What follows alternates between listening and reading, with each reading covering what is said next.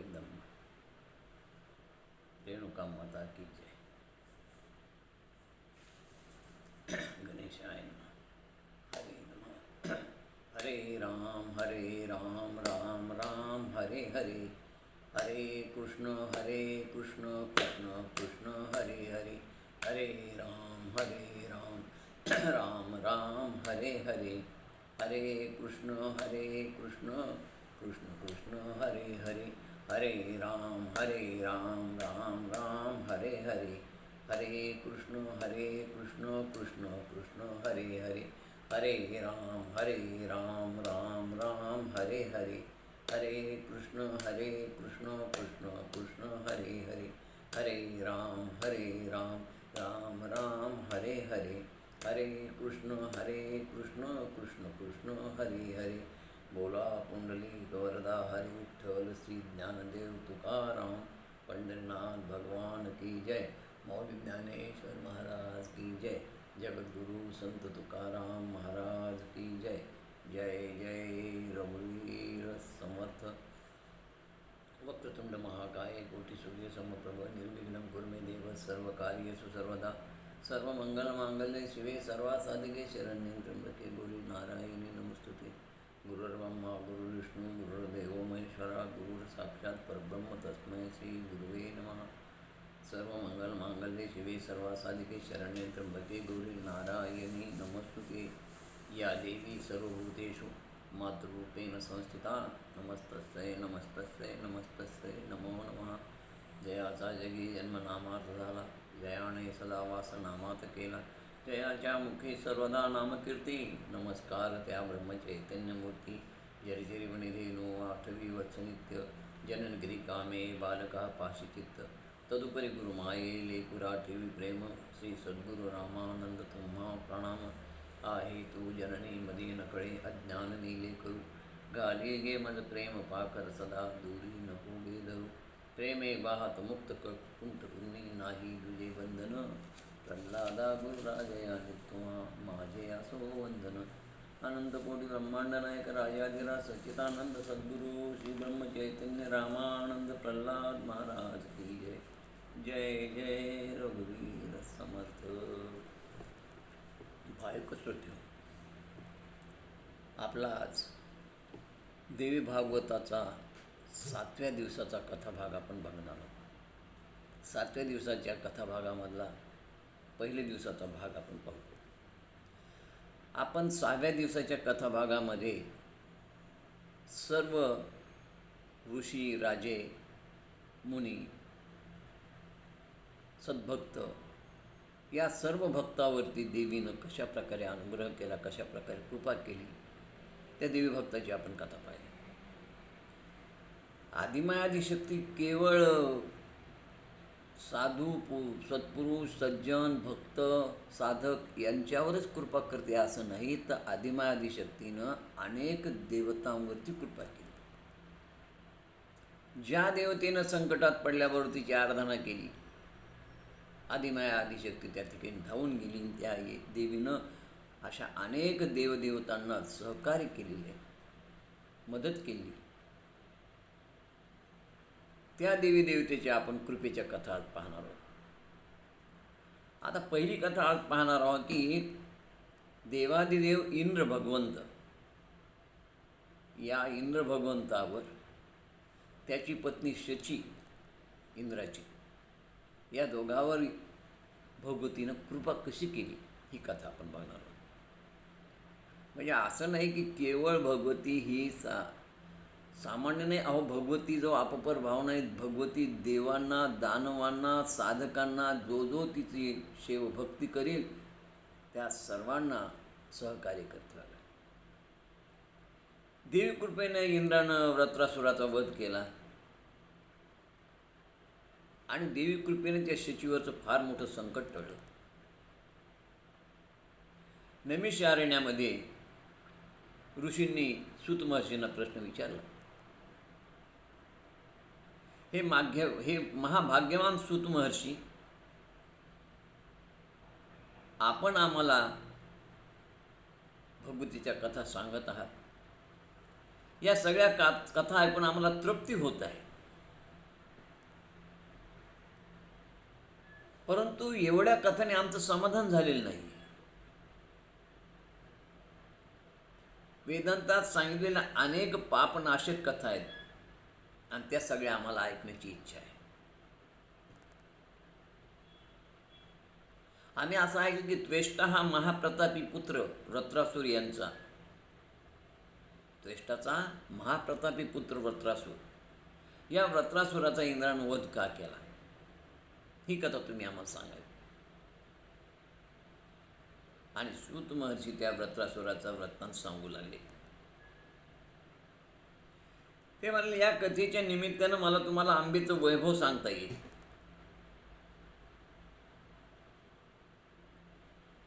हे बघा ऋषीमुनींनो, वृत्रासुराच्या हातून निंद्य कर्म घडलं आणि त्यामुळे इंद्राने त्याचा वध केला. त्यातून भगवान विष्णूंनी माया मोहात अडकून अशा प्रकारचे कर्म मनुष्य करत असतो. विष्णू देखील, म्हणजे भगवान विष्णू देखील मायामोहात अडकतो आणि सामान्य माणसासारखं एखाद्या त्याच्या हातून कर्म होतं. कारण मन असं, या मनाला जिंकायला कोणीच समर्थ नाही. देव नाही, ऋषी नाही, सामान्य माणूस नाही.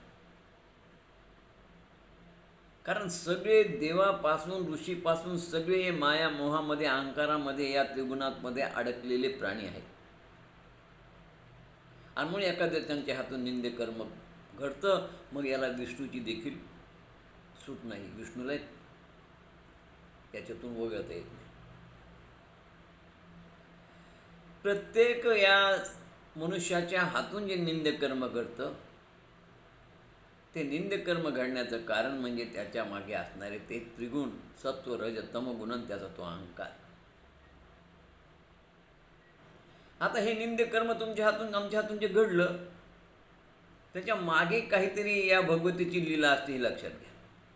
पण ते आपल्याला कळत नाही. आणि हे सारं त्या भगवतीच्या मायेमुळे घडतं. म्हणून विष्णूच्या हातून देखील विविध, विहित, अविहित असे कर्म होतात. यातून एकच लक्षात येतं, प्रत्येकजण माया मोहामध्ये गुंतलेला आहे. त्यातपासून कोणी मुक्त नाही. सगळे यात गुरफटलेले.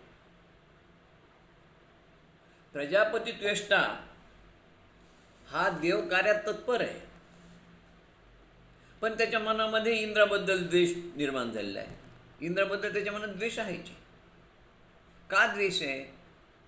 त्वेष्टाच्या मनात इंद्राबद्दल का अशा प्रकारचा राग उत्पन्न झालेला आहे? तर या त्वेष्टाला 3 शिरा असणारा एक पुत्र होता, ज्याचं नाव त्रिशिरा किंवा विश्वरूपा असं त्याला म्हणतात. हा 3 शिरा असणारा त्रिशिरा उर्फ विश्वरूपा हा या 3 शिरानं 3 कामं करतो.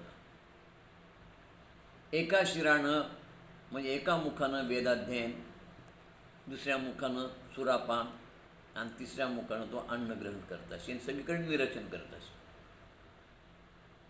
एकदा या वृत्रासुरानं विश्वरूपानं किंवा या आपलं वृत्रासुरानं एकदा या विश्वरूपानं किंवा या त्रिशरानं दुर्घट तप केलं. आता त्याचं ती तप आणि त्याची ती साधन पाहून इंद्र भयभीत झाला. इंद्राला ही भीती उत्पन्न झाली की कुठं माझा हा विश्वरूपा येऊन माझं आसन ग्रहण करतो.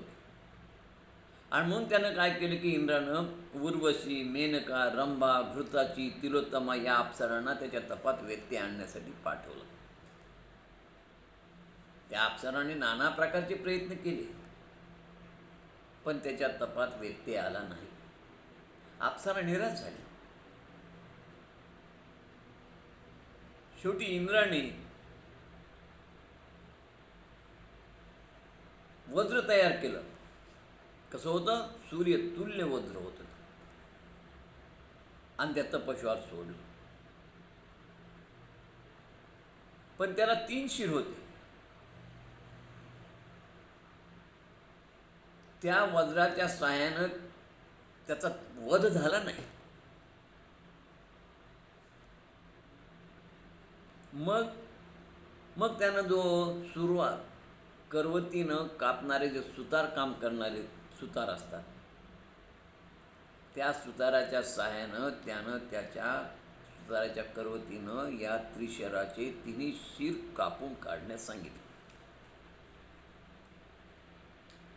सुताराने आधीच पाळून ते शिर कापले. आता मात्र इंद्राला या कृत्याची भीती वाटू लागली आणि त्याला वाईट याचं वाटत होतं की मी या शत्रूचा कपटानं वध केला आहे. आता ठीक आहे, कपटानं वध केला तर त्याबद्दल आपल्याला काहीतरी प्रायश्चित्त घ्यावं लागेल असं त्यानं ठरवलं. पण जेव्हा ही बातमी त्वेष्टाला कळाली तेव्हा त्वेष्टाला फार राग आला आणि मग इंद्राला मारणारा दुसरा पुत्र उत्पन्न व्हावा यासाठी त्वेष्टानं यज्ञ केला. म्हणजे इंद्राने त्या सुताराच्या हाताने त्या वृत्रासुराचे आपले त्या त्रिशराचे विश्वरूपाचे तिन्ही शिर कापले करवतीच्या सहाय्याने. आणि नंतर थोडासा पश्चाताप वाटला, पण पश्चाताप वाटल्यानंतर तो म्हणला जागा प्रायश्चित्त घेईन, काय फरक पडायला, याला फरक काही नाही पडला. परंतु फरक कोणाला पडला, त्या त्रिशराचे विश्वरूपाचे पिता जे होते त्वेष्टा, त्यांना राग आला आणि त्यांनी ठरवलं की मी पुत्र कामिष यज्ञ करेन, त्या यज्ञातून जो पुत्र प्राप्त होईल त्या पुत्राच्या हाताने इंद्राचा वध करेन. आणि म्हणून त्यांनी यज्ञ केला. त्या यज्ञातून वृत्रासुर सारखा पुत्र प्राप्त झाला. त्वेष्टाला आनंद झाला. त्वेष्टाने सांगितलं की तू पराक्रमी व्हावा आणि तू तुझ्या तपोबलाने त्या माझा शत्रू जो इंद्र आहे त्या इंद्राचा वध करावा, कारण त्यानं तुझ्या भावाला मारलेलं आहे, त्या भावाचा वध केलेला आहे. तो ऐकून तो त्वेष्टा आनंदी झाला. आपण तो वृत्रासूर, आणि वृत्रासूर एकदम तो पुत्र स्वर्गापर्यंत उंच झाला, त्याचा देह पर्वताकार झाला आणि तो स्वबळानं शक्तीनं झळकू लागला. तो म्हणाला, पिताश्री माझं नामकरण करा आणि तुमची काय इच्छा आहे ती मला सांगा, मी एका क्षणात तुमची इच्छा पूर्ण करीन. तुमची इच्छा हीच आहे ना, त्या इंद्राचा वध करावा? अहो, मी एका क्षणामध्ये इंद्रासह सर्व देवतांचा वध करू शकतो, सारी पृथ्वी समुद्रात फेकू शकतो. त्याला त्याच्या शक्तीवर फार अहंकार होता, सामर्थ्यशाली होता. तो खूप उंच आणि आडवा उभा प्रकृतीनं धष्टपुष्ट होता. त्यावेळेस त्वेष्टा त्याला म्हणाले, हे पुत्रा, तू मला या इंद्राच्या दुःखातून मुक्त कर, म्हणजे तू व्रत्रनाम या नावानं तू प्रसिद्ध होशील म्हणाले. तो महाबलाढ्य असल्यामुळे तुला व्रत्रासूर म्हणतील. तुझा 3 शिरा असणारा विश्वरूपा नावाचा भाऊ होता, जो तपश्चर्या करत असताना या इंद्राने त्याचे तिन्ही शिर करवतीनं कापून काढले, त्याचा वध केला आणि त्याच्या हातून ब्रह्महत्या घडली. पण ब्रह्महत्या घडणाऱ्या इंद्राला मात्र पापातून तो मुक्त झाला. अशा इंद्राचा वध तू कर. ज्या निर्लज्ज इंद्राचं पाप 4 ठिकाणी विभागल्या गेलं आणि तो त्या ब्रह्महत्येच्या पापातून मुक्त झाला. त्याचं पाप काही स्त्रियांनी, वृक्षाने, जमिनीने आणि पाण्याने या 4 ठिकाणी वाटल्या गेलं. तू त्याचा वध करावा ही माझी इच्छा आहे. पुत्रशोकाने विवाद झालेल्या त्या त्वेष्टाने विविध प्रकारचे आयुध उत्पन्न केली. खड्ग, तोमर, शूल, शक्ती, परिघ नावाचं अस्त्र, गदा, धनुष्यबाण आणि सहस्त्र आरा असणारं तेजस्वी चक्र, सुंदर कवच आणि चिलखत आणि रथ, हे सगळे शस्त्रास्त्र रथासह त्यांनी त्या आपल्या मुलाला प्रदान केले आणि सांगितलं त्या इंद्राचा वध कर. आता बघा गंमत कशी माहिती, ही सारस्वत कल्पातली कथा आहे आणि म्हणून या कथेमध्ये जो वृत्रासुराची चरित्र आहे त्यामध्ये आणि देवी भागवतातल्या वृत्रासुराच्या कथेमध्ये जमीन आसमानचा फरक आहे. हा कल्पांत दोष आहे. ही आधीच्या कल्पात घडलेली कथा आहे आणि ती नंतरच्या कल्पात घडलेली कथा आहे. तर अशा रीतीनं पिताश्रीनं सांगितलं की वृत्रासुरा तू महाबलाढ्य आहेस, तू या रथावर आरूढ हो आणि त्या इंद्राचा वध कर. असं सांगितल्यानंतर त्या शस्त्रास्त्र सगळे आयुध घेऊन तो रथावर सज्ज झाला. अनेक बलाढ्य राक्षस त्याच्या बरोबर होते. हे पाहून इंद्राच्या दूतानं ताबडतोब जाऊन इंद्राला निरोप दिला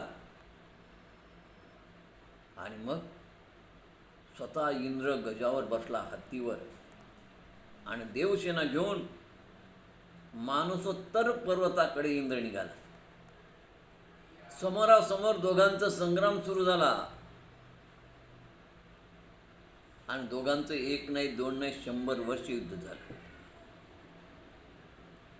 त्या भयंकर युद्धामध्ये हा वरुण,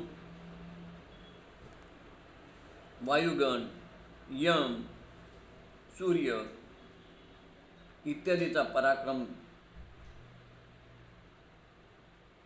पाहून तो वृत्रासुर म्हणजे आश्चर्यचकित झाला. परंतु अत्यंत महाबलाढ्य पराक्रमी असणाऱ्या वृत्रासुराने मोठ्या हिमतीनं त्या वरुणाचा, वायुगणाचा, यमाचा, सूर्याचा या सगळ्यांचा पराभव करून इंद्रालाही पराभूत केलं आणि देव पळून गेले. सर्व देव पळून गेले. पाहून वृत्रासुराला खूप आनंद झाला. तो आपल्या पित्याकडे गेला आणि म्हणाला, पिताश्री, मी इंद्रादी सर्व देवांना जिंकून तुमचं मनोरथ पूर्ण केलं. तेव्हा त्या पित्याला खूप आनंद झाला, द्वेष आला. तू माझी इच्छा पूर्ण केलीस बाळा, परंतु माझं मत तू आता जाऊन तपश्चर्या कर. तपश्चर्येमुळे लक्ष्मी, राज्य, बल हे सर्व प्राप्त होतं. तू ब्रह्मदेवाची आराधना कर आणि त्यानंतर माझी राहिली एक इच्छा तुला पूर्ण करायची, ती इच्छा म्हणजे इंद्राचा वध. तू आधी जाऊन तपश्चर्या कर ब्रह्मदेवाची, ब्रह्मदेवाला प्रसन्न करून घे आणि नंतर तू तुझ्या भावाचा वध ज्या इंद्रानं केला त्या इंद्राला तू ठार कर. पित्याचं भाषण ऐकून वृत्रासुर गंधमादन पर्वतावर आला. त्यानं त्या गंधमादन पर्वतावरती तपश्चर्या सुरू केली. आता वृत्रासुराची तपश्चर्या सुरू झाल्यानंतर इंद्र घाबरला. त्याने मायावी गंधर्वाकडून त्याच्या तपश्चर्यामध्ये विघ्न आणण्याचा प्रयत्न केला, पण वृत्रासुर तपापासून ढळला नाही. या इंद्राच्या लक्षात आले की हा जो तपश्चर्या करत आहे तो बलवान होण्यासाठी, अमर होण्यासाठी, माझ्याकडून मारल्या जाऊ नये, उलट मी त्याच्याकडून मारल्या जावा याकरता हा तपश्चर्या करत आहे.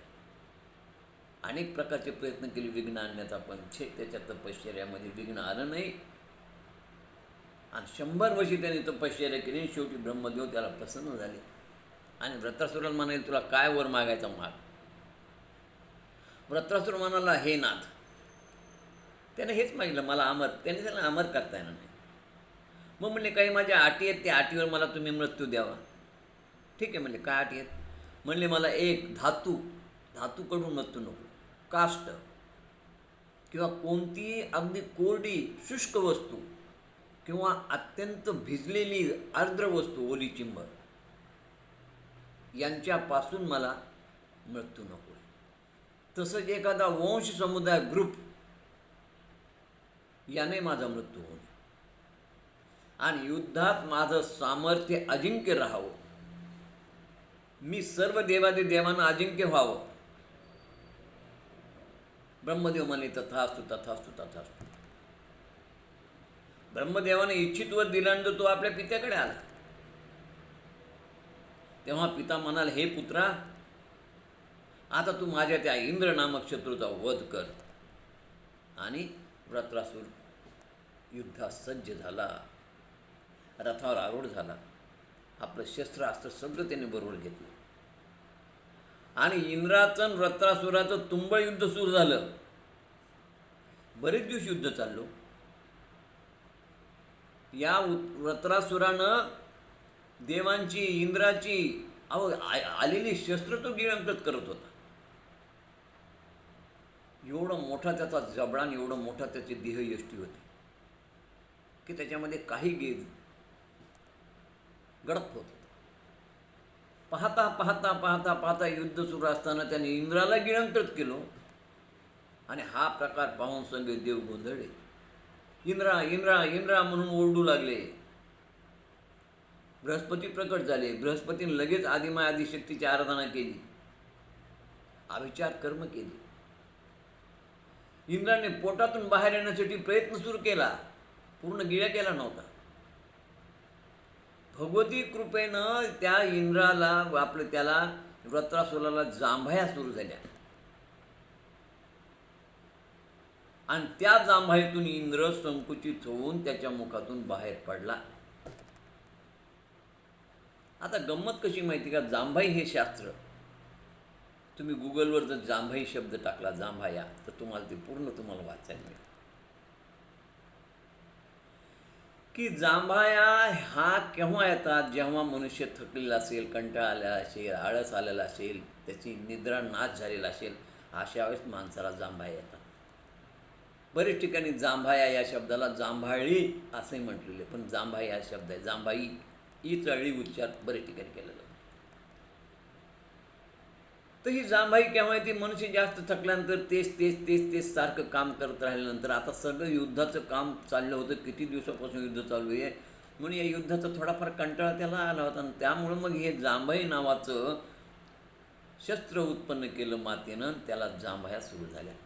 हे सगळे आदिमाय आदिशक्तीची कृपा आहे बघा. बृहस्पतीने तिची कृपा म्हणजे तिचं स्मरण केलं, चिंतन केलं की तिनं ते हा नवीन प्रकार सुरू केला जांभाईचा. आणि तेव्हापासून माणसाला जांभया सुरू झाल्या. आता जांभाईचं एक शास्त्राचं, जांभाईमध्ये कसं असतं की एखादी पोटामधली हवा बाहेर फेकली जाते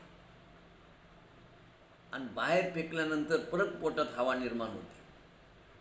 अशा रीतीने पोटामधली वस्तू वर खाली होऊन त्याच्याद्वारे पोटातला श्वास बाहेर पडणं म्हणजे जांभई. आता याला हा सतत युद्ध असल्याने यालाही कंटाळा आला. त्यांची जांभई निर्माण झाल्यानंतर याचं काय करतं की याचा श्वास वरतून एकदम पूर्ण श्वास पोटात जात होता. पोटामध्ये श्वास घेतला गेला की पोटातला श्वास परत बाहेर फेकला जात होता. आणि अशा याच्यामध्ये त्या जांभया सुरू झाल्या. त्या जांभया सुरू होता होता होता त्या जांभाईतून संकुचित रूप घेऊन इंद्र त्याच्या मुखातून बाहेर पडला आणि सगळ्या देवांना आनंद झाला. परत देवदानवाचं युद्ध सुरू झालं. इंद्र आणि वृत्रासुराचं परत युद्ध सुरू झालं. देव आधीच भयभीत झाले होते आणि याही युद्धामध्ये वृत्रासुर तर मारला गेला नाही, परंतु सगळ्या देवांचा, इंद्राचा पराभव झाला. आता या सर्व देवादी देवांना भूमिगत व्हावं लागलं, लपून बसावं लागलं. देव या वृत्रासुराच्या भीतीनं गिरी, कंदर, पर्वत, दर्या खोऱ्यात लपून बसले आणि वृत्रासुराला स्वर्गाचं राज्य मिळालं. आणि मग सगळे देव जे ते शंकराकडे आले. तिथून ब्रह्मदेवाकडे सगळे आले. ब्रह्मदेव, शंकर या सगळ्या देवांनी विचार केला की आता वृत्रासुरावर काय उपाय आहे. म्हणे चला विष्णूकडे. ब्रह्मदेव, शंकर आणि हे सारे देवादिदेव विष्णू परमात्माकडे आले. त्याने विष्णूला सगळी परिस्थिती सांगितली. विष्णू परमात्मा म्हणाले, हे देवांनो, ब्रह्मदेवाच्या वराने वृत्रासुर अजय झालाय आता साम किंवा कपट, साम दाम दंड याच्याशिवाय त्याचा वध होणार नाही. त्यातून कपटानंच वध करावा लागेल. त्याला ज्या अटी दिलेल्या आहेत मृत्यूच्या, त्या अटी पूर्ण करणं कठीण आहे. कपट वृत्तीनं वागलं तरच त्या अटी तुम्ही पूर्ण करू शकाल आणि त्याचा वध होईल, नाही त्याचा वधच होणार नाही. त्याच्यासाठी एक मार्ग आहे म्हणा की तुम्ही सर्वांनी वृत्रासुराकडे जाऊन त्याला गोड गोड बोलून आधी त्याच्यामध्ये विश्वास निर्माण करा. त्याच्याशी मैत्री करून त्याचा घात करावा लागेल. विश्वासघातानं मारला तर वृत्रासूर मरेल, नाही तर वृत्रासूर मरणार नाही.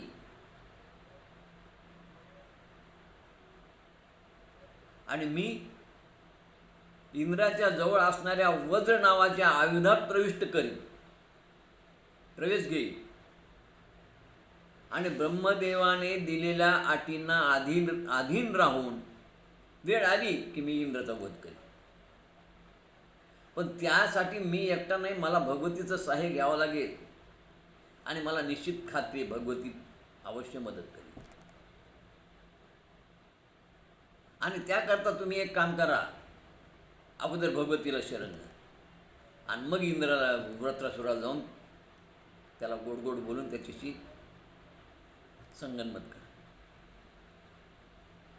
ठीक आहे म्हणे. मग या सर्वांनी जाऊन आदिशक्तीला मेरू पर्वतावर गेले. भगवतीची आराधना केली या सगळ्या देवांनी आणि देवी प्रसन्न झाली. देवीने देवांचं गाऱ्हाणं सगळं ऐकलं. ती म्हणाली ठीक आहे म्हणाली, मी वृत्रासुराला मोहित करून त्यांचा तुमच्यावर विश्वास बसेल असे करेन. आणि नंतर मग तुमच्यावर विश्वास बसल्यानंतर मी तुमच्या त्या आयुधामध्ये शक्ती उत्पन्न करीन, ज्यामुळं एका क्षणात वृत्रासुर मारला जाईल. जे विष्णू परमात्माचा आयुध आहे, शस्त्र आहे, त्या शस्त्रामध्ये मी शक्ती उत्पन्न करीन, ब्रह्मशक्ती, आणि त्या शक्तीच्या सहाय्यानं वृत्रासुर क्षणात मारला जाईल.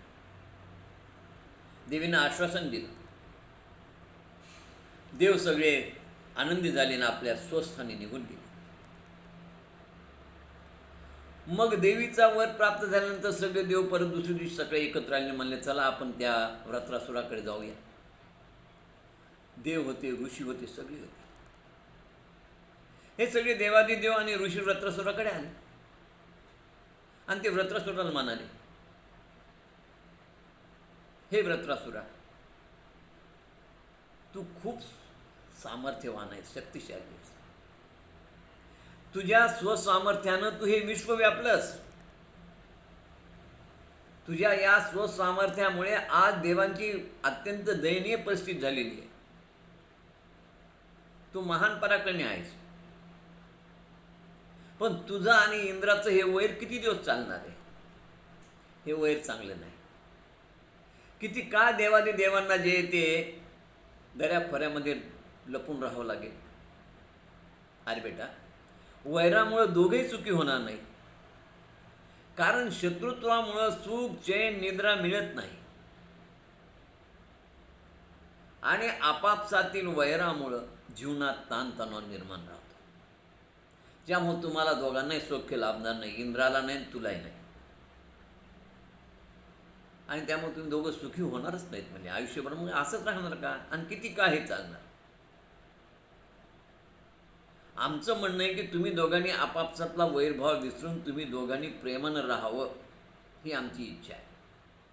तुमच्या दोघांमध्ये मैत्रीचा करार व्हावा, अशी आम्हा सगळ्या ऋषींची, सगळ्या देवांची इच्छा आहे. तू शक्तिशाली, सामर्थ्य पाहिलं आम्हाला मान्य आहे. तुला कोणी हरवू शकत नाही. तुला ब्रह्मदेवाने दिलेल्या अटीप्रमाणे तुला मृत्यू देखील कोणी मारू शकत नाही. म्हणून आम्ही एक शांतीचा करार करण्यासाठी आलेलो आहोत. आमची इच्छा तुम्हा दोघांमध्ये मैत्री व्हावी आणि सौख्य निर्माण व्हावं. आणि म्हणून आम्ही मध्यस्थीचं काम करायला तयार आहोत. आम्ही तुमच्या दोघांमध्ये करार घडवून आणू त्या कराराप्रमाणे, त्या अटीप्रमाणे तुम्हा दोघांनाही वागणं बंधनकारक राहील. तेव्हा वृत्रासूर म्हणाला, ठीक आहे तुम्ही म्हणतात तर.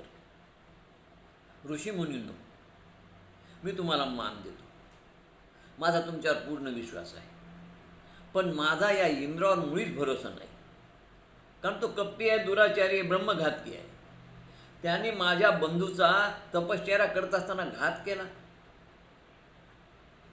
असा तो घातकी आहे. धोक्यानं त्याने माझ्या बंधूला ठार केले आणि मग माझा त्याच्यावर मुळीच विश्वास नाही.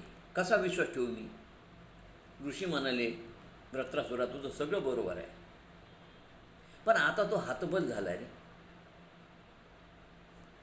तू सामर्थ्यवान आहेस, आता तो तुझा घात करू शकत नाही, तो हा विचारच करू शकत नाही, कारण तुझं सामर्थ्य त्याला कळालेलं आहे.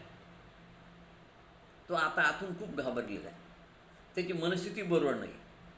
तो तुझ्याशी दोन हात करू शकत नाही आणि तुझ्या विरोधात जाऊ शकत नाही. तो तुझ्यासाठी हीनपणाने, लीनतेनं, दीनतेनं सदैव राहणार. आणि तू एवढा हिंमतवान, समाधीशील आहे, तुला काय भीती आहे? तू घाबरू नको, तुझं काही होणार नाही. वृत्रासुर म्हणाला, ठीक आहे, मला तरी म्हणला कुठे युद्धाची हौस आहे, मी माझा वेळ सत्कर्मात घाली. हे विप्रो, हे ऋषीमुनींनो, पण माझी एक आट आहे की मला शुष्क पदार्थ म्हणजे कोरडा पदार्थ, आर्द्र पदार्थ म्हणजे ओला चिंब पदार्थ, पाषाण, दगड, काष्ट म्हणजे लकडी किंवा धातू, वज्र आणि धातू, यापासून माझा वध होणार नाही अशी तुम्ही मला गॅरंटी द्या. इंद्र मला विश्वासघात करणार नाही, कारण मला फक्त या अटीपासून मृत्यू येण्याची शक्यता आहे. म्हणून यामध्ये मला काही त्यांनी दगाफटका करू नये. ऋषींनी होकार दिला आणि इंद्राला जाऊन निरोप सांगितला. दुसऱ्या दिवशी इंद्र आणि वृत्रासुर यांची बैठक झाली. ऋषीमुनी होते. त्यामध्ये या ऋषीमुनीने सगळ्या अटीं सगळं निवेदन केलं. त्याप्रमाणे इंद्र आणि वृत्रासुर यांचा अग्नीच्या सहाय्याने करार झाला आणि त्या दिवसापासून इंद्र आणि वृत्रासुर मित्र झाले. मित्राप्रमाणे वागू लागले. दोघेही छानपैकी गंधमादन पर्वतावर, समुद्रावर, नंदनवनात एकमेकाला भेटत फिरत आनंदाने विहार करू लागले. वृत्रासुर खूप आनंदी झाला होता. त्याने इंद्रावर आणि या ऋषीमुनीवर, देवावर पूर्ण विश्वास ठेवला होता. पण इंद्र मात्र त्याच्या मृत्यूची योजना आखत होता, कारण विष्णू सांगितलं होतं की त्याचा विश्वासघात केल्याशिवाय त्याचा मृत्यू होणार नाही. मध्यंतरी बराच काळ लोटला बघा, आणि आता वृत्रासुराचा इंद्रावर चांगला विश्वास बसला होता. इंद्र हा वृत्रासुराचा पक्का मित्र झाला होता. परंतु शेवटी इंद्र कपटीच होता.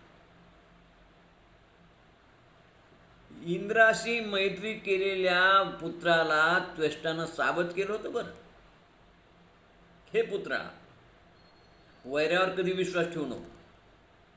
त्यातल्या त्यात इंद्रासारखा तर घातकी माणूस आहे, त्याच्यावर विश्वास मुळीच ठेवू नको. बरं, तो मायावी आहे, दुष्ट आहे, विश्वासघातकी आहे. तू सदैव त्याच्यापासून सावध राहा. पित्यानं त्याला सांगितलं होतं. पण वृत्रासुराला उमज पडली नाही, कारण जे घडायचं ते घडणार असतं आणि जे व्हायचं ते झालंच. बरं, तो आता याने किती जरी उपदेश केला पित्यानं, त्वेष्टानं, पण जे विधिलिखित आहे त्याला कोण टाळणार आहे? आणि म्हणून ठीक आहे म्हणाला, काळजी करू नका तुम्ही. आता एके दिवशी सायंकाळच्या वेळेला वृत्रासुर एकटा समुद्रकिनारी फिरत होता. कारण याला आठ अशी होती त्याची की माझा दिवसा नको रात्री मृत्यू येऊ नये. इंद्राने ही वेळ पाहिली, विचार केला की वेळ रात्रीची नाही, दिवसाची नाही, सायंकाळची वेळ आहे. संध्याचा समय आहे, सायंकाळचा समय आहे. आता बुद्धीच्यातून याचा वध करावा. वेळेचा अपव्यय करून चालणार नाही, ही संधी सोडू नये हा विचार इंद्राच्या मनात आला. समुद्रातील त्याने जलाकडे पाहिलं, त्याच्या फेसाकडे पाहिलं आणि त्याच्या लक्षात आले की हा फेस आहे, हा जास्त सुका नाही म्हणजे कोरडा नाही आणि जास्त ओलाही नाही. याला सुक्या वस्तूपासून ओल्या वस्तूपासून याचा मृत्यू होणार नाही. त्यामुळे ही सुकी वस्तू नाही आणि ओली वस्तू नाही, त्यामुळे या आर्द्रता असलेल्या आणि या म्हणजे जास्त आर्द्रता पण नाही म्हणून असा जो फेस आहे, हे काही वाहतं पाणी नाही, ओली चिंब वस्तू नाही आणि एकदम कोरडी वस्तू नाही. म्हणून या फेसामध्ये जर आपण विष्णू परमात्मानं दिलं, जर ते वज्र घातलं आणि आदिशक्तीची प्रार्थना केली, तिनं जर स्वतःची शक्ती यात टाकली, तिच्या शक्तीशिवाय काहीच होत नाही आणि तिच्या शक्तीनं हा याचा मृत्यू होईल. यानं सगळ्या ब्रह्मदेवाच्या अटी पूर्ण होतात त्याने विचार केला आणि या अटीची पूर्तता होताच त्याचा वध होईल असा विचार करून त्यानं वृत्रासुराच्या वधाचा एका क्षणात निश्चय केला. जवळ असलेलं ते विष्णूचं अस्त्र त्याने त्या फेनामध्ये बुडवलं. त्याच्यामध्ये ते बुडवल्याबरोबर देवीचं स्मरण केलं आणि त्या अस्त्रामध्ये आता त्या फेसामध्ये ते प्रविष्ट झाल्याबरोबर इंद्राने सत्वर ते अस्त्र हातात घेतलं आणि ताबडतोब पर्वततुल्य असणाऱ्या त्या शक्तिशाली सामर्थ्यशाली वृत्रासुरावर देवीला नमन करून फेकल्याबरोबर धाडकन तो जमिनीवर कोसळला आणि गतप्राण झाला. आता शत्रूचा वध झाल्याने इंद्राला सर्व देवादेवांना सगळ्यांना आनंद झाला. सगळ्यांनी जगदंबेची स्तुती केली, स्तवन केलं. नंतर इंद्राने नंदनवनात देवीचं देवालय पण बांधलं, त्यात पद्मपरागमय मूर्तीची स्थापना केली आणि देवीलाच त्यानं आपलं कुलदैवत मानलं. तो तिची नित्य उपासना पूजा करू लागला. वृत्रासुरासारख्या बलाढ्य दैत्य देवी कृपेमुळे मारला गेला होता. वृत्रासुराच्या वधानंतर विष्णू मात्र स्वस्थानी निघून गेला. आता गंमत कशी माहिती का, भागवतामधली कथा ही वेगळ्या कल्पातली आणि देवी भागवतामधली कथा ही वेगळ्या कल्पातली. दोन्ही कथेमध्ये कल्पांत अंतर असल्यामुळं, याला कल्पांत दोषामुळं दोन्ही कथेमध्ये फरक आहे. इथे जो वृत्रासुर मारला गेला, तो मारताना ब्रह्मदेवानं जे काही नियम सांगितले होते की शुष्क पदार्थ नसावा, आर्द्र ओला पदार्थ नसावा, पाषाण नाही, काष्ट नाही, वज्र नाही आणि रात्र नाही, दिवस नाही, अशा अटी होत्या. त्या अटीच्या अधीन राहून बरोबर त्यांनी वृत्रासुराला ठार केलं. परंतु भागवतामध्ये अशी कथा नाही. भागवतामधल्या कथेमध्ये त्या ठिकाणी जी कथा येते की ज्या अस्त्राने या वृत्रासुराचा वध केला, ते अस्त्र दधीची मुनीच्या अस्थीपासून बनवलेलं आहे. बरं, त्या कथेमध्ये वृत्रासुराने इंद्राला गिळंकृत केलं नाही. त्या कथेमध्ये विश्वरूपाचा वध जो आहे तो कर्वतीच्या सहाय्याने केला हेही सांगितलेलं नाही. हा दोन्ही कथामध्ये फरक आहे. त्या कथेमध्ये विश्वरूपाला त्यांनी गुरु केलं इंद्राला, याच्यामध्ये गुरु बलन गुरुची कथाच नाही. त्या कथेमध्ये 4 ठिकाणी पाप वाटले गेले, याही कथेमध्ये 4 ठिकाणी पाप वाटले गेले, हे आहे. अशा रीतीनं दधीचीचा वध, दधीचीच्या अस्थीपासून झालेला वध आणि इथलला वध, ह्या दोन्हीमध्ये खूप फरक आहे.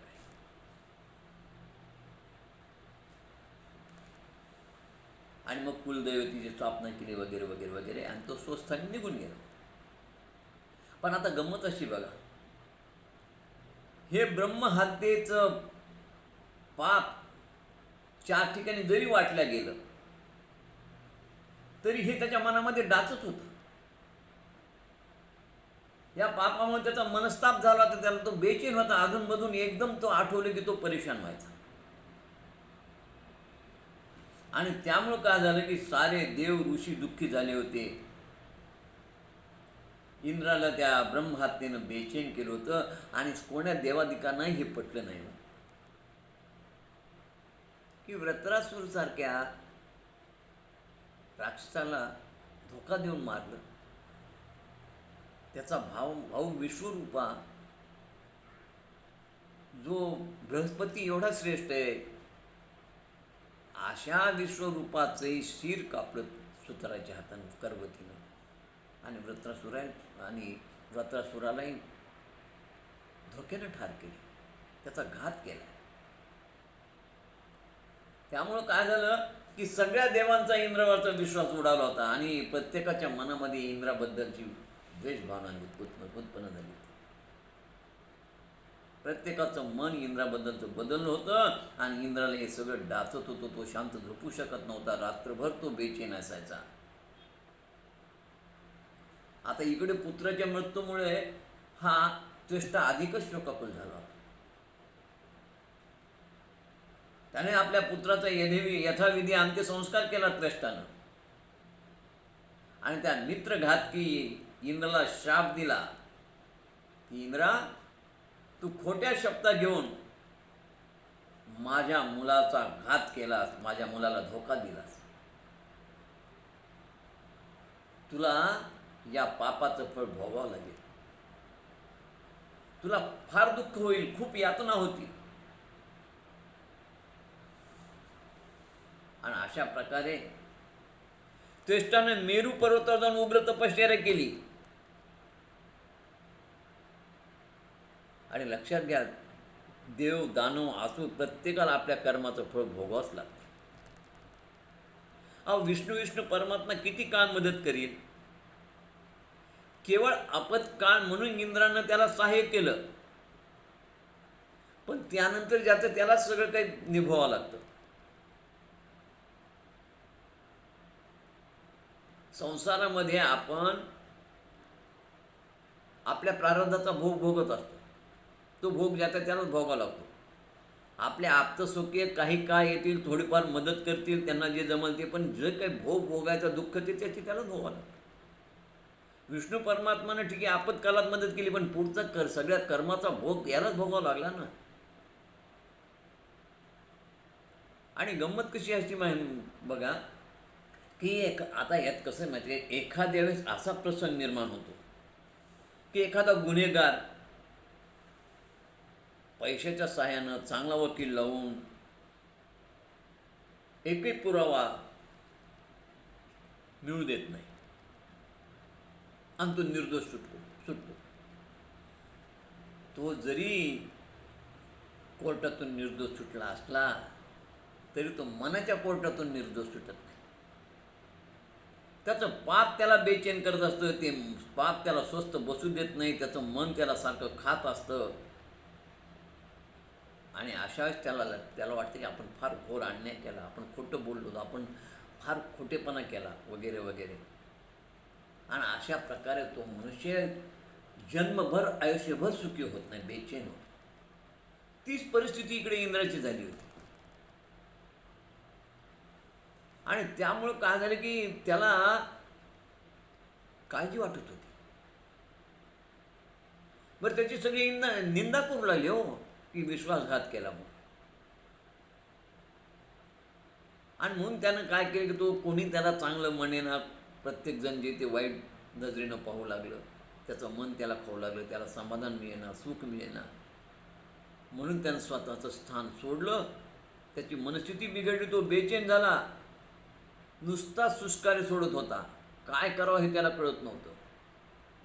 या ब्रह्महत्येचं पातक मानसिक त्रास त्याला देत होतं. ठीक आहे 4 ठिकाणी वाटल्या गेलं तरी. एक नव्हे 2 ब्रह्महत्या, 2 भावाचा वध. तो बेचैन होता. तेव्हा इंद्राला शची म्हणाली त्याची पत्नी, हे प्रभू, अहो आपल्या शत्रूचा नाश झाला आता, तरी तुम्ही दुःखी का? आपल्या चिंतेचं कारण काय? आता आपला बलाढ्य शत्रू जिवंत राहिला नाही. इंद्र म्हणाले, हे इंद्राणी, हे शची, मी त्या ब्रह्महत्येच्या पातकाने चिंताग्रस्त आहे. त्यामुळे मला सुख लाभत नाही. मी सारखा बेचैन आहे. मला माझं मन स्वस्थ बसू देत नाही.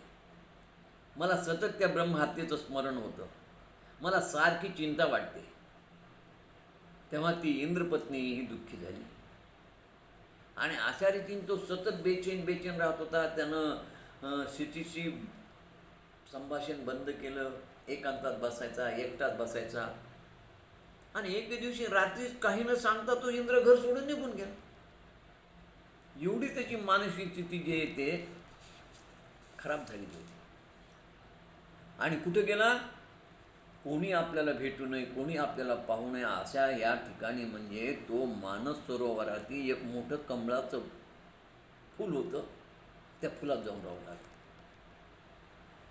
आता इकडे इंद्र नाहीसा झाल्यामुळे सगळे देव चिंताग्रस्त झाले, शची चिंताग्रस्त झाली, देव काळजी करू लागले. आणि त्याच वेळेस या जगतामध्ये, विश्वामध्ये उत्पात होऊ लागला. ऋषी, सिद्ध, गंधर्व, अप्सरा सर्वजण भयभीत झाले आणि सगळीकडे अराजकता माजली होती. कोरडा दुष्काळ सुरू झाला होता. त्यामुळे कुठे पाण्याचा थेंब नाही. तेव्हा हे सगळे देवदेवता, मुनिजन सर्वजण एकत्र आले आणि त्यांनी विचार केला की आता आपल्याला इंद्रपदावर कोणातरी बसवावं लागेल. कारण इंद्राची फार दिवस झाले आपण वाट पाहिली, पण इंद्र येत नाही. अनेक प्रकारचे स्वर्गामध्ये संकट निर्माण होत आहेत. राजाविना राज्य किती दिवस ठेवायचं? आणि मग त्यावेळेस त्या ठिकाणी सर्वांनी एकत्र येऊन सर्वांच्या मते नहुष याला इंद्रपद देण्यात आलं. हा नहुष म्हणजे मूळचा धार्मिक वृत्तीचा हो. पण कसं असतं माहिती आहे का, इंद्रपद प्राप्त झाले की झालं. इंद्रपद प्राप्त झालं नव्हतं तोपर्यंत नहुष अगदी धार्मिक वृत्तीचा होता. पण इंद्रपद हे पदच असं आहे की त्या पदावर गेला की हाही विषय लंपट झाला. उपवनामध्ये त्या अप्सरासह क्रीडा करू लागला.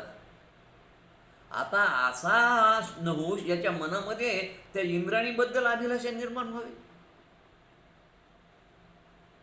तमोगुण रजोगुण वाढीस लागले आणि स्वर्गामध्ये मिळणाऱ्या त्या सुखाला चटावला. अप्सरेसोबत जे ते सुख उपभोगू लागला. अप्सरेसोबत सुख उपभोगता भोगता इंद्राणीबद्दल त्याच्या मनामध्ये अभिलाषा निर्माण झाली. आणि एवढंच नाही, तो ऋषींना म्हणालाही की आता मी इंद्रपदावर असताना ही इंद्राणी माझ्याकडे का येत नाही? तुम्ही मला इंद्र केलं, मग ह्या इंद्राणीनं माझी सेवा करायला पाहिजे, मला इंद्र मानून. कारण मी त्रैलोक्याचा अधिपती आहे. इंद्राणीने माझी सेवा करून माझी इच्छा पूर्ण करायला हवी. हे ऐकल्या मात्र सगळे ऋषी चिंतात ग्रस्त झाले की अरे, इंद्रपद प्राप्त होण्या अगोदर हा असा नव्हता. अत्यंत धार्मिक वृत्तीचा, सात्विक, सदाचारी म्हणून आपण त्याला इंद्रपदावर बसवलं. पण इंद्रपदावर प्राप्त होतात त्याचा सात्विकता कमी झाला, तमोगुण रजोगुण वाढला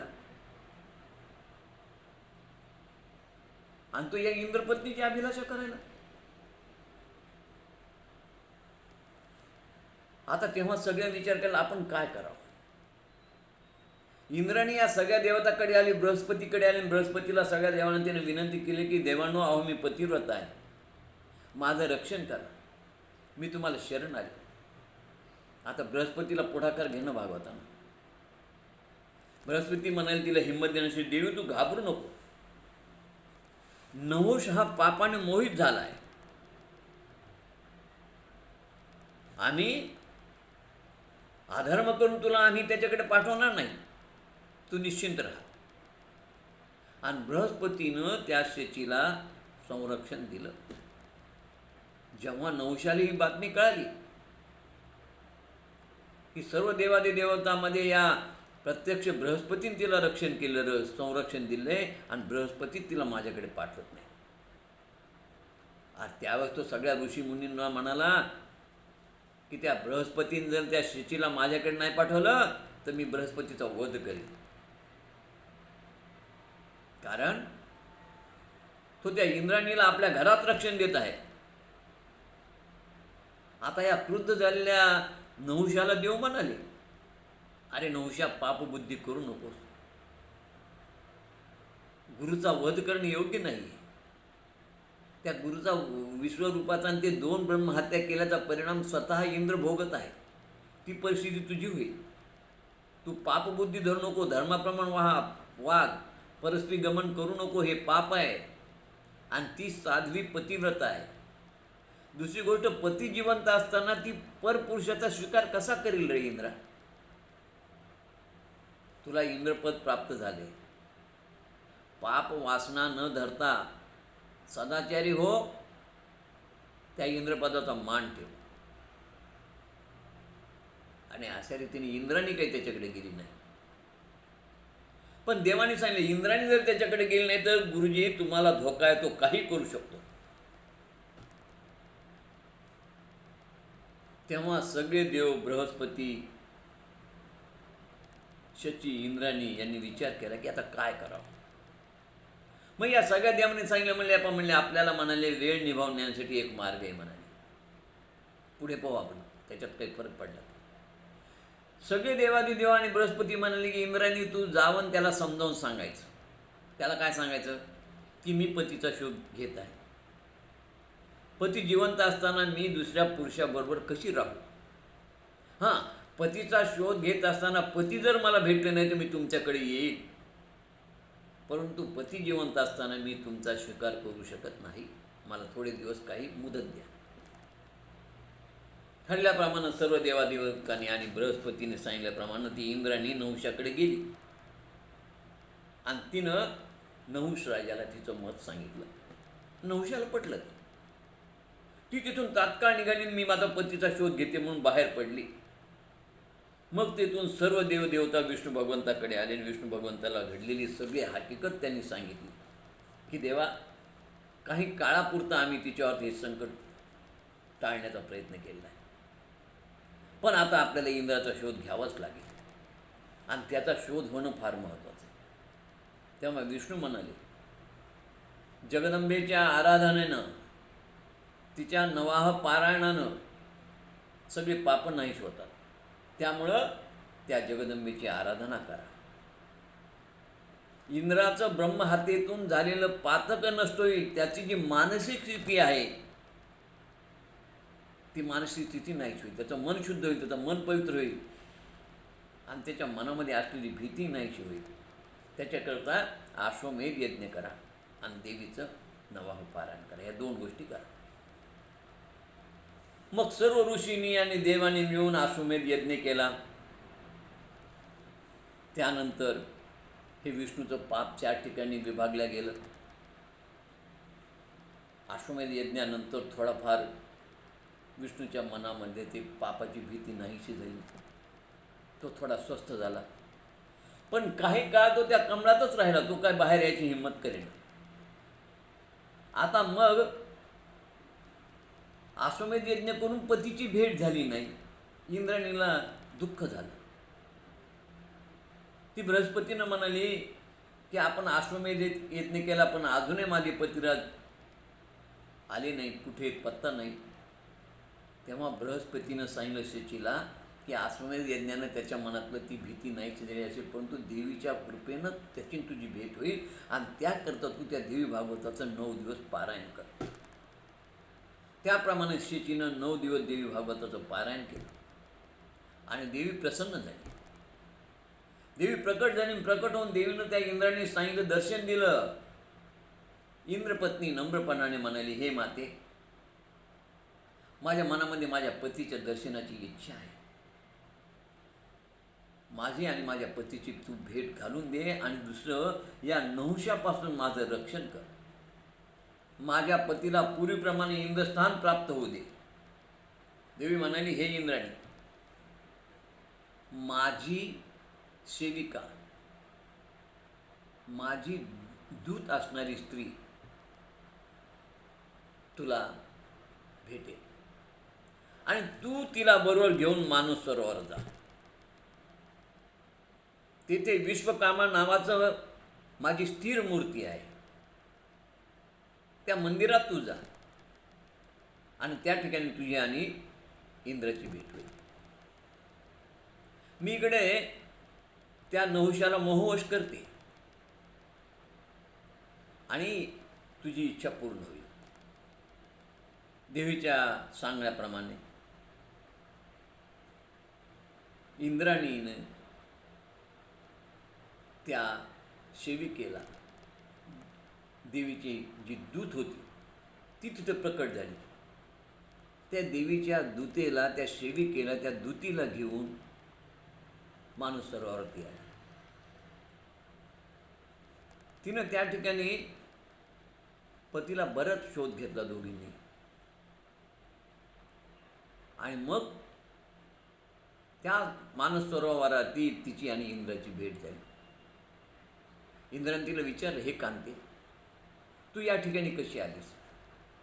तेव्हा शची म्हणाली की हे देवा, देवीच्या प्रसादाने तुमचं मला दर्शन झालं, तुमची माझी भेट झाली.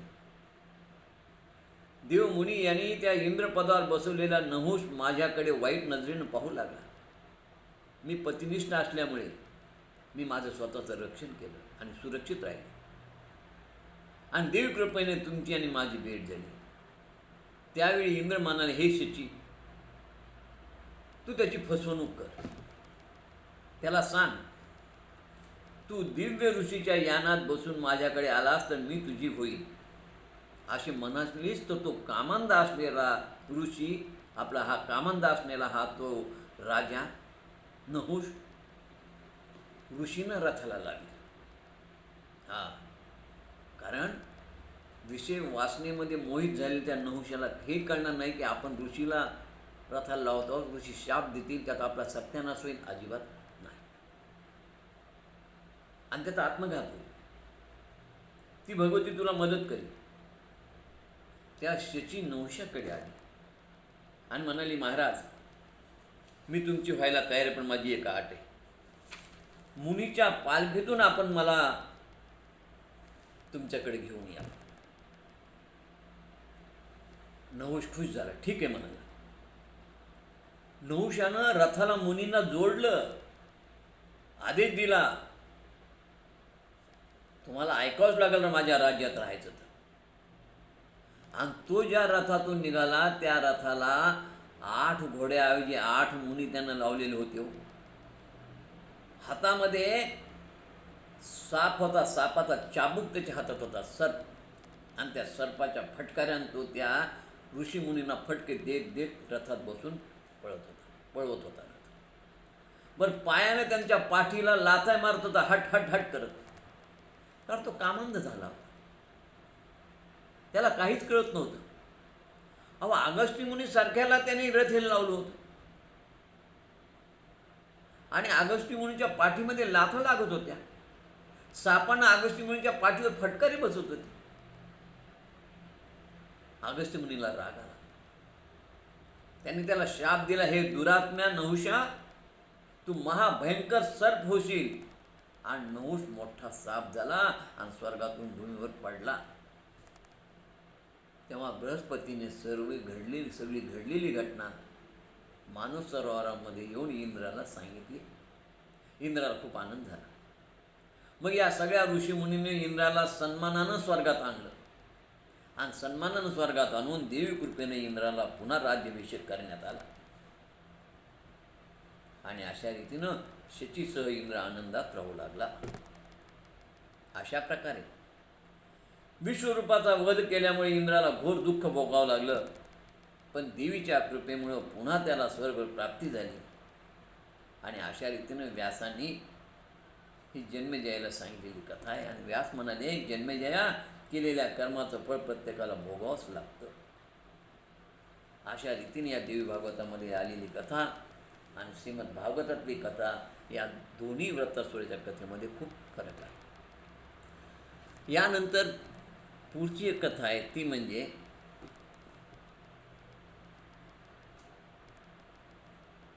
विष्णू शापाने लक्ष्मी अश्विनी झाली, म्हणजे घोडी झाली.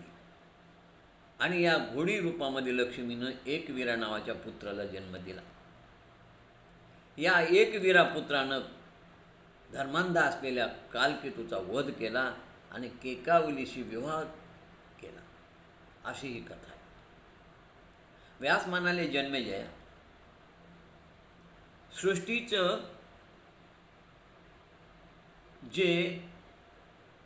जे 3 गुण आहेत, सत्व रज तम, या 3 गुणामुळे अनेक घटना घडतात. बघा, ही सृष्टीची उत्पत्ती करणारी आदिमय आदिशक्ती आहे. आणि या सृष्टीमध्ये असणारे हे 3 गुण तुम्हा आम्हा प्रत्येकामध्ये आहेतच. आता या 3 गुणामध्ये कधी कधी तमोगुण रजोगुण जर आमचा वाढला तर मग आमचा संयम ढळतो, आम्हाला क्रोध येतो, आम्ही कोणाला शाप देतो, आमच्या विवेकाचं पतन होतं. हे सारं या गुणामुळे होत असतं. बरं, हे तमोगुण रजोगुण हे देवादिकांचे पण वाढतात. म्हणजे देवादिक देखील या तमोगुण रजोगुणातून मुक्त नाहीत, सुटलेले नाहीत. आणि मग सामान्य माणसाचा काय विचार करावा? आता बघा, या कथेमध्ये एकदा विष्णूचाच संयम सुटला, तमोगुण रजोगुण वाढला, विकल्प निर्माण झाला आणि त्यांनी लक्ष्मीला शाप दिला की तू घोडी होशील. घोडी म्हणजे अश्विनी. आता येथे तुम्ही आम्ही सामान्य लोक हा विचार करू की विष्णूसारख्या देवानं लक्ष्मीला असा शाप देणं योग्य होतं का? पण एक लक्षात घ्या, विष्णूची निर्मिती देखील या 3 गुणातून झाली आहे, सत्व रज तम. आणि म्हणून विष्णूला क्रोध येणं एखादे साहजिक आहे, तमगुण एखाद्या विष्णूचा उत्पन्न होणं साहजिकच आहे. आणि म्हणून तर मग विष्णूनं त्या वृंदेचं सत्वहरण केलं, त्या तुळशीचं सत्वहरण केलं. कारण या 3 गुणातून विष्णूलाही सूट नाही आहे, तेही सुटू शकत नाही. आणि म्हणून विष्णूला हा क्रोध येऊ शकतो. आता हा क्रोध निर्माण करणारी, विकल्प निर्माण करणारी, ही बुद्धी देणारी कोणता? आदिमय आदिशक्ती, बुद्धी रूपेण संस्थिता. ती अशी बुद्धी देऊन आपलं काहीतरी देवकार्य करत असते. साधं झाडाचं पान तिच्या इच्छेशिवाय हालत नाही, कारणाशिवाय कार्य होत नाही. आता बघा, इथं त्या अश्विनीला घोडी केलं, घोडीपासून एक सुंदर बालक निर्माण केला, ज्यानं धर्माचं राज्य केलं आणि धर्मांध असणाऱ्या असुराचा त्याने वध केला.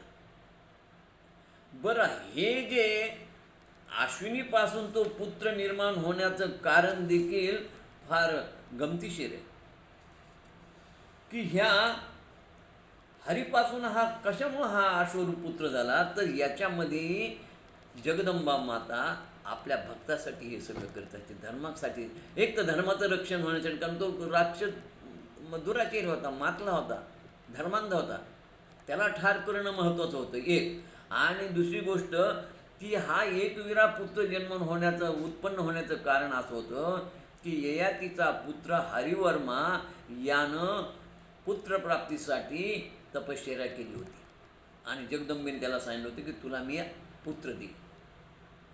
तिनं पत्ता पण सांगला, या ठिकाणी तू जा, त्या ठिकाणी तुला आपोआप एक पुत्र मिळेल, तो मी दिला पुत्राचे.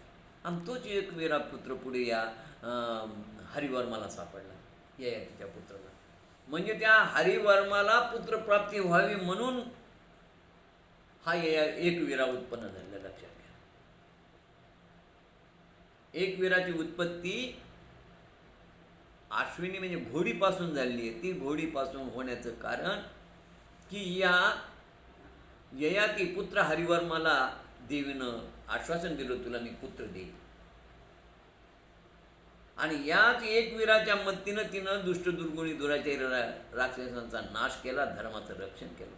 असे एकात एक 2 कामं करण्यासाठी या लक्ष्मीला घोडी व्हावं लागलं. आणि हे सगळं त्या आदिमय आदिशक्तीचाच खेळ आहे. हे असे त्यामुळे घटना घडत असतात, पण याचं रहस्य तुम्हाला आम्हाला माहीत नसतं.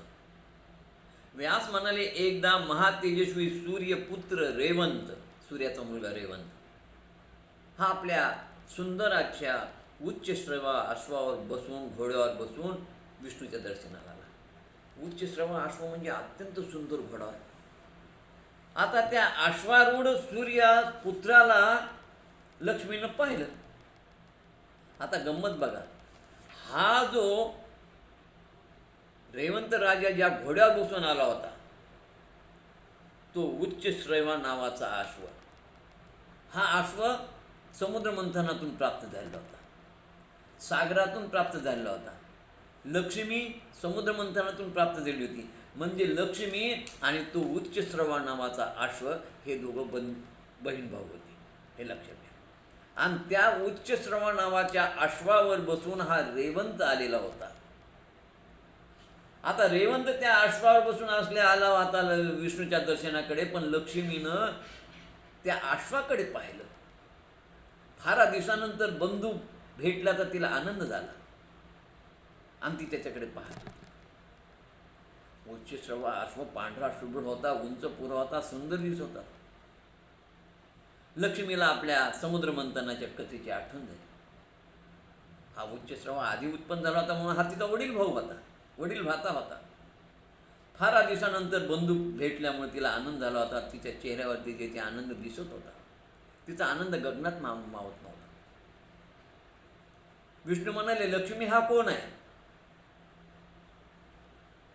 आता हा कोण आहे विष्णूनं प्रश्न विचार, पण लक्ष्मीचं तेवढं लक्ष नव्हतं. मग तिनं उत्तर दिलं नाही. तेव्हा विष्णूच्या लक्षात आलं की आपली स्त्री आपल्या बोलण्याकडे लक्ष देत नाही, ती त्या अश्वाकडेच पाहून अगदी विस्मित झालेली आहे, आश्चर्यचकित झालेली आहे. तिचं लक्ष माझ्याकडे नाही. हा दिसायला सुंदर अश्व त्या अश्वाकडेच पाहत आहे आणि माझ्या बोलण्याकडे नसल्यामुळे विष्णूचा संयम ढळला आणि त्याने तिला शाप दिलं की तुझं माझ्या बोलण्याकडे लक्ष नाही. तू त्या अश्वाला पाहण्यामध्ये दंग झाली आहेस. तुला त्या अश्वाबद्दल जर एवढं प्रेम आणि एवढं जर वाटत असेल ना, तर तू अश्विनी होशील, म्हणजे घोडी होशील. लक्ष्मीला खूप वाईट वाटलं. काही वेळांनी ती नम्रपणे म्हणाली, हे केशवा गोविंदा, माझा काय अपराध होता? एवढ्या लहानशा अपराधाबद्दल तुम्ही मला एवढा शाप दिला, हे योग्य आहे का? अहो देवा, हा उच्च श्रवा घोडा म्हणजे माझा वडील बंधू आहे. समुद्र मंथनाच्या वेळी सागरातून आमचा जन्म झालेला आहे. माझी त्याची माता एक आहे. हा माझा वडील बंधू आहे. आणि मग बंधूकडे पाहणं हा गुन्हा आहे का? आता बघा, माझं पतन भूलोकात होईल, पण तिथं मी तुमच्याशिवाय कसं राहू? तुमचा विवेक भ्रष्ट झाला आणि तुम्ही शाप दिला. माझी काही चूक नव्हती. तुमचा एवढा संयम का ढळला आणि तुम्ही असा शाप का दिला? आता तुम्हीच मला उशाप द्या. तेव्हा विष्णू म्हणाले, तुला भूलोकात औरस संतती होईल. एका पुत्राला तू जन्म देशील आणि तो पुत्र या जगाचा उद्धार करील, धर्माचं कार्य करील, साधू ऋषींचा मुनींचा उद्धार करील. नंतर तू परत लक्ष्मी रूपात वैकुंठात येशील. लक्ष्मी म्हणाली, देवा, औरस संतती म्हणजे पतीपासून होणारी संतती. याचा अर्थ मला माझ्या पतीपासून जर संतती व्हावी असा तुम्ही जर उशाप दिला असेल, तर तुम्हाला भूतलावर घोडा म्हणून जन्म घ्यावा लागेल. असं म्हणून तिनं घोडीच्या रूपामध्ये भूतलावर जन्म घेतला, अश्विनी झाली. व्यास म्हणाले, विष्णूनं पत्नीला शाप दिल्यामुळे रेवंत भयभीत झाला आणि तो दुरूनच नमस्कार करून निघून गेला. त्यानंतर ही लक्ष्मी भूलोकामध्ये घोडी झाली. तिने त्या भूलोकात येऊन जरी अश्विनी असली तरी तिने शंकराची तपस्या केली, आराधना केली. 1000 वर्षापर्यंत तिनं शंकराची तपस्या केली. महादेव प्रसन्न झाले.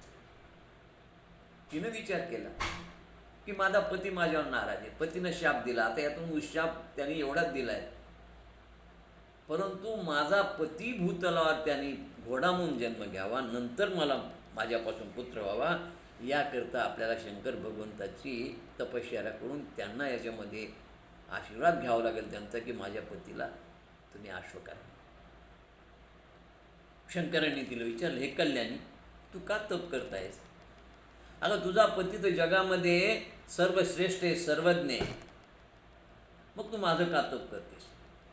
लक्ष्मण म्हणाली, हे देवा, शंकर भगवंता, पतीनं मला शाप दिला आहे आणि म्हणून या शापातून पती मला मुक्त करू शकणार नाही, पण तुम्ही मुक्त करू शकाल. त्याने मला उशाप दिला आहे की तू पुत्र झाल्यावर शापमुक्त होशील आणि नंतर तुझं वैकुंठात वास्तव्य होईल. हे भगवंता, माझी तुम्हाला एक आराधना आहे आणि तुम्ही हे करू शकता, हे मला माहीत आहे. मी आराधना करण्याचं कारण असं आहे की मला माहिती आहे तुम्ही आणि विष्णू दुजाभाव नाही आहे. तुमच्यामध्ये आणि विष्णूमध्ये अद्वैत आहे. मी हरिहर भेद मानत नाही. तुम्ही विष्णूला माझा पती होण्यासाठी भूतदलावर घोडा रूपाने आणू शकता आणि त्याच्यापासून मला पुत्र होईल आणि मी मुक्त होईल. याकरता मी तुमची आराधना करते. शंकर म्हणाले, हे देवी, आमच्यातील ऐक्यभाव फार कमी लोक जाणतात आणि ऐक्यभाव न जाणल्यामुळे लोक हरिहरात भेद करतात. पण हरिहर एकच आहे. ब्रह्मा, विष्णू, महेश तिन्ही एकच आहेत. आमच्यामध्ये अद्वैत आहे. हे फार तुझ्यासारख्या कमी लोकांना, ज्ञानी लोकांना ज्ञात आहे. लक्ष्मी म्हणाली, मला एकदा विष्णू परमात्माने हे सांगितलं होतं, म्हणून मी जाणते. शंकर म्हणाले, माते, तुझ्या तपामुळे मी प्रसन्न झालोय. मी देवी कृपेनं हरीला प्रेरणा देईन आणि हरी 800 रूपानं तुला भेटेल. त्याच्यापासून तुला तेजस्वी पुत्र होईल आणि तू परत वैकुंठात जाशील. लक्ष्मीला शंकरानं वर दिला आणि ते अंतर्धान पावलं.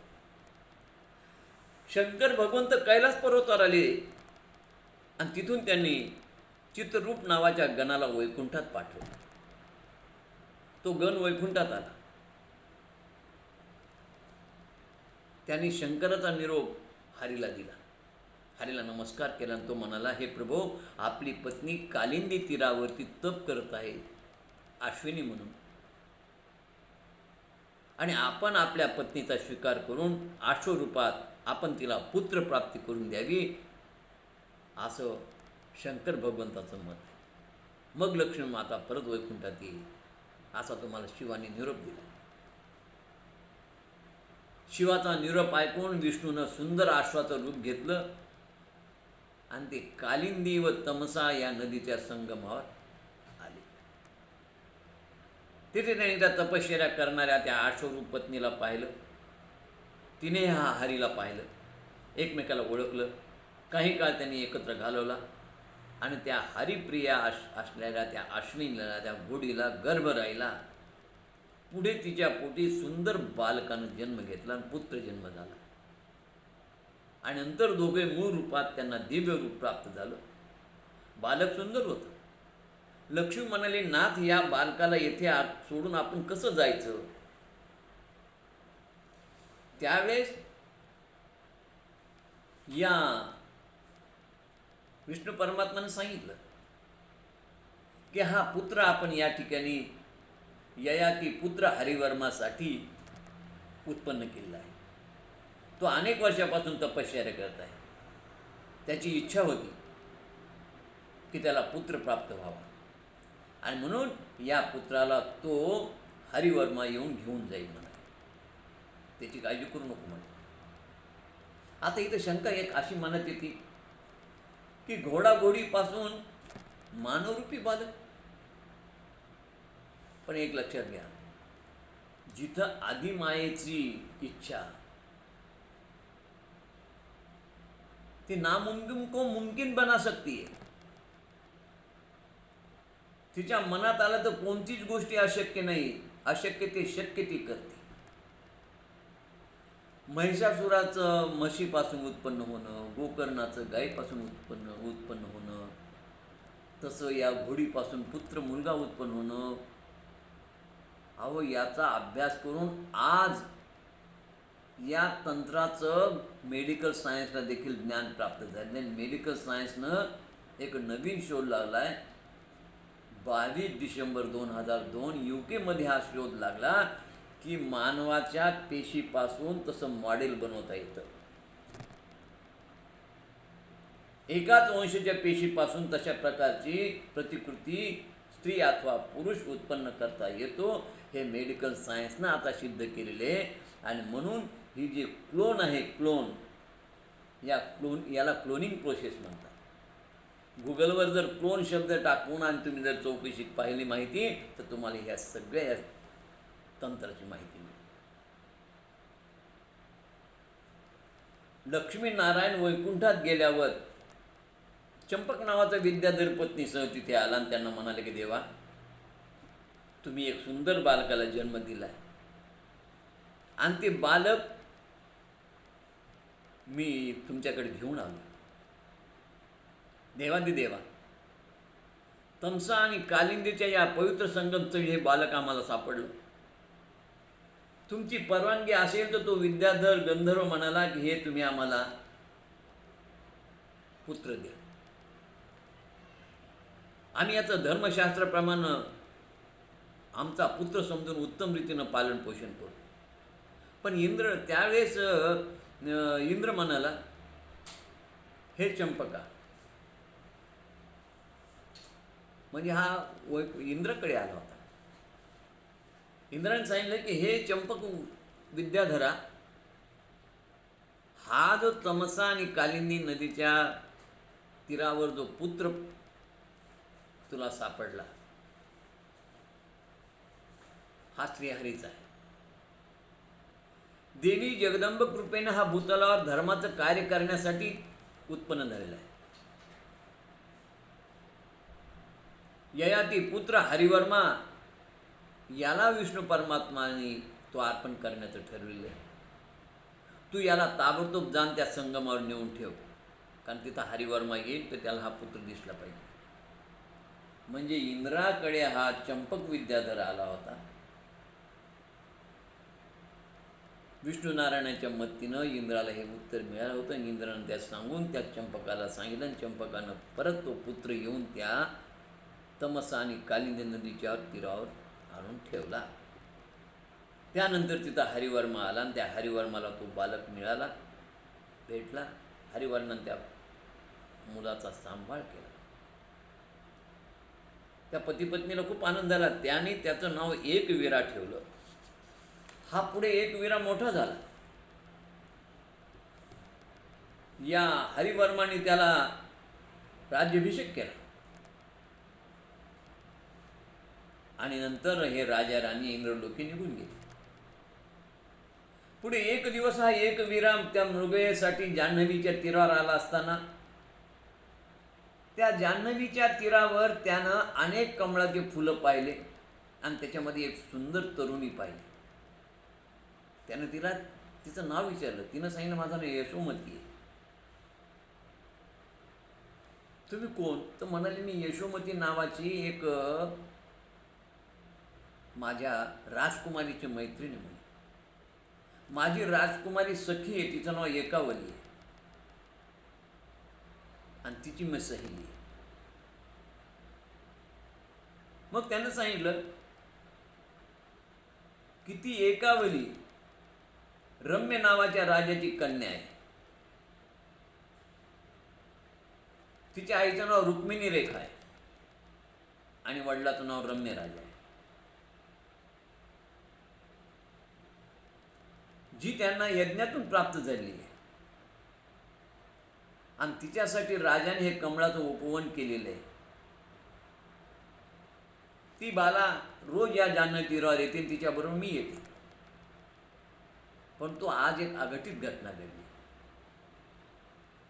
या रम्य कमळाच्या या उपवनामध्ये, उद्यानामध्ये, या सरोवराच्या तीरावरती आले असताना तिला या ठिकाणी कालकेतू नावाच्या राक्षसानं पळविलेले आहे. तो तिला घेऊन पळून गेलाय.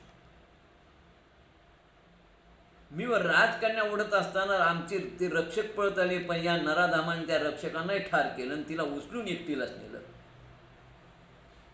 माझी सखी हय वंशाच्या राजाशी विवाह करणार आहे आणि तिला पूर्ण विश्वास आहे की तो हय वंशाचा राजाच तिची त्या राक्षसाच्या तावडीतून सुटका करणार आहे. तेव्हा एक वीरा म्हणाला, हय वंश म्हणजे घोड्याचा वंश, मीच हय वंशाचा वंशवीर आहे, माझं नाव एकवीरा, मी घोडाघोडी यांच्यापासून झालेलो आहे. मला त्या राक्षसाचं ठिकाण दाखवा, मी त्याच्याशी युद्ध करून त्याला ठार करून त्या राजकुमारीशी विवाह करीन. यशोमती म्हणाली, हे राजा, मी भगवतीच्या बीजमंत्राचा बालपणापासून जप करते. मी माझ्या सखीसोबत असताना मला एक स्वप्न पडलं होतं, जे मी एकावली राजकन्येला हे सांगितलंय म्हणे. स्वप्नात देवीने येऊन दृष्टांत दिला होता. देवी म्हणाली, हे कन्ये, तुझ्या मैत्रिणीला कालकेतू राक्षस उचलून नेईल, हा समाजघातकी, त्यावेळेस एकवीरा त्याला ठार करील. हा एकवीरा हय वंशाचा असेल आणि तिचा तुझ्या मैत्रिणीशी विवाह होईल. तू त्वरित संगम तीरावर जा. आणि म्हणून मी या संगम तीरावर आले, तुमची माझी भेट झाली. आता आपण जास्त वेळ न करता त्या दुष्ट राक्षसाला ठार करा, मी तुम्हाला त्याचं ठिकाण दाखवतो आणि राजकन्येची आपण सुटका करू.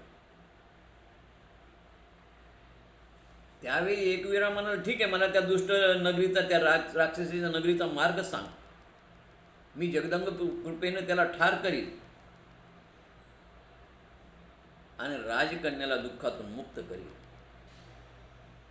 नंतर त्या सखीनं त्याला ते नगर दाखवलं. एकवीरानं आपल्या सैन्यासह त्या कालकेतूर हल्ला केला आणि कालकेतूला ठार केलं. केकवलीला आनंद झाला. तिला कळाले की एकवीरा हाच हय वंशाचा राजा असून ज्याला तिच्या वडिलांनी अर्पण करण्याचं ठरवलेलं, निश्चय केलेलं आहे. दोघे आनंदित झाले. मग केकावलीच्या आईवडिलांना ही बातमी कळाली. रम्यराजा तिथे आला. एकवीरा आणि केकावली यांचा विवाह झाला आणि त्यांना कृतवीर्य नावाचा पुत्र प्राप्त झाला, एकवीरा आणि एकावलीला. या कालकेतू राक्षसानं धर्माची हानी केली होती.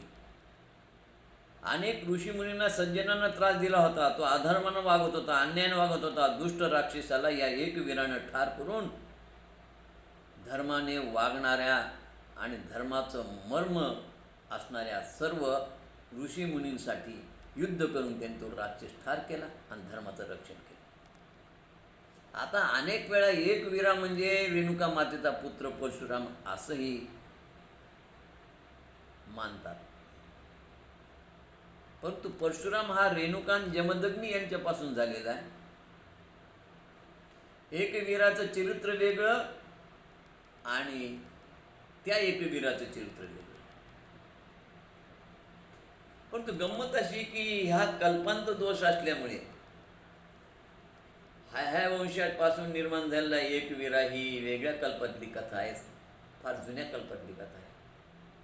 आणि त्रेतायुगामध्ये रेणुकेपासून उत्पन्न झालेला परशुराम ती वेगळी कथा आहे. म्हणून या एकवीराशी त्या एकवीराचा किंवा त्या परशुरामाचा कुठे तसा अजून तरी संबंध प्राप्त झालेला नाही.